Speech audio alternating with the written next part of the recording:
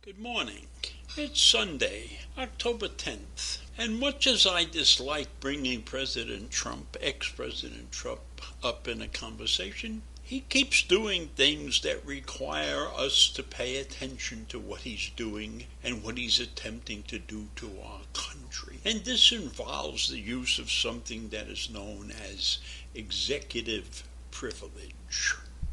Executive privilege is a doctrine that has grown up to protect generally the internal communications within the White House and with the President of the United States. The Chief Justice of the Supreme Court in the time of Nixon recognized that in order for a president to be affected, he needed to be able to consult with his advisors, and that to get the right kind of advice, they all had to have some level of confidence that advice would remain confidential. And if that wasn't going to happen, the advisors might withhold their advice for fear of it getting out. Now, on the other hand, there could be circumstances of a demonstrated need, and that in that case, the executive privilege would fail or could fail. So if you look at executive privileges in the whole package, it's a qualified privilege.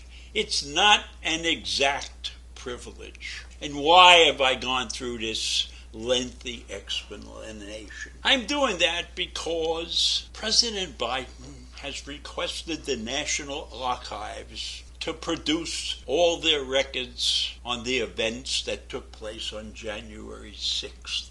And we all know what that infamous date was. Now, in response to that request, and in response to subpoenas that were sent out to people that were intimately involved in that particular event, including the President of the United States, President Trump, the ex-president, is attempting to use executive privileges to prevent the National Archives from producing the papers that President Biden has requested. Now, this is an interesting situation. You got a current president asking for those documents, which is the opposite of executive privilege.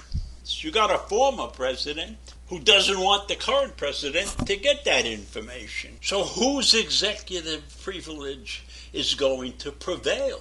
That is the question. Oh, in the case of President Nixon, we know he couldn't get out of producing those tapes from the White House office by declaring executive privilege, because the court ruled that it was a qualified privilege and that did not qualify.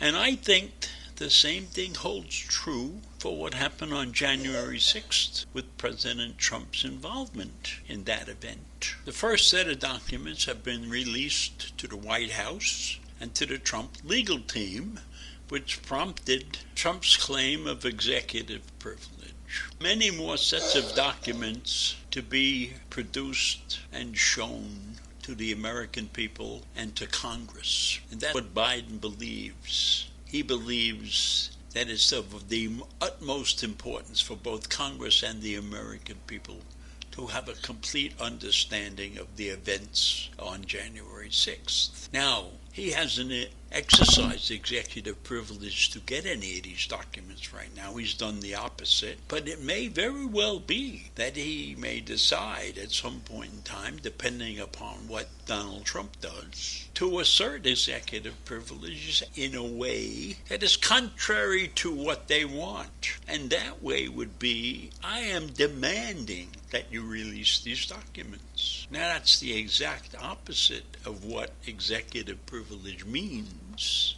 But he's the president, and if he orders the National Archives to produce the documents that they are looking for, he's the commander-in-chief. he should be allowed to get those documents and put them wherever it is. So this will be an interesting battle. And the archives, of course, have taken a neutral position. They're not talking to anybody. House counsel put this entire situation in the proper perspective when she wrote, "The constitutional protections of executive privilege should not be used to shield from Congress or the public information that reflects a clear and apparent effort to subvert the Constitution itself." Now, one could argue that whatever happened on January 6th was not a subversion of the Constitution. I can see that argument as being the only way that you can wiggle out of this mess using executive privilege. If you can prove that what we saw on January 6th is not a subversion, not an insurrection, not a riot against the Constitution and the justice of the United States, and trying to overturn an election, then maybe executive privilege is the way to go.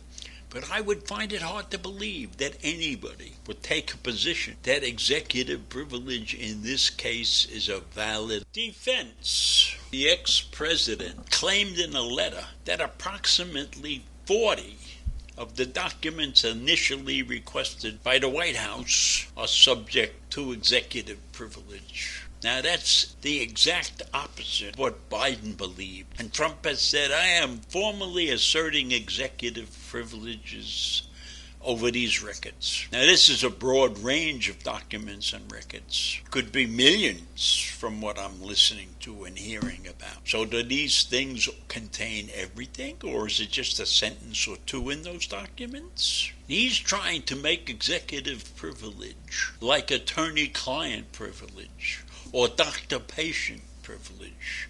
And that is not what the Constitution agrees to. The Constitution agrees to a qualified executive privilege. So the argument here is, does Donald Trump's reasoning make these documents qualify, or his executive privilege claim qualified? It didn't work for Nixon, and I don't see why it should work for Trump. Trump, of course, says he's defending the office of the presidency. Maybe he's defending the office of his presidency, not the office of the presidency in totality. So this is something that we have to keep an eye on, and I hope that I've given you something to think about. So having said that, I'll see you in the morning. Bye.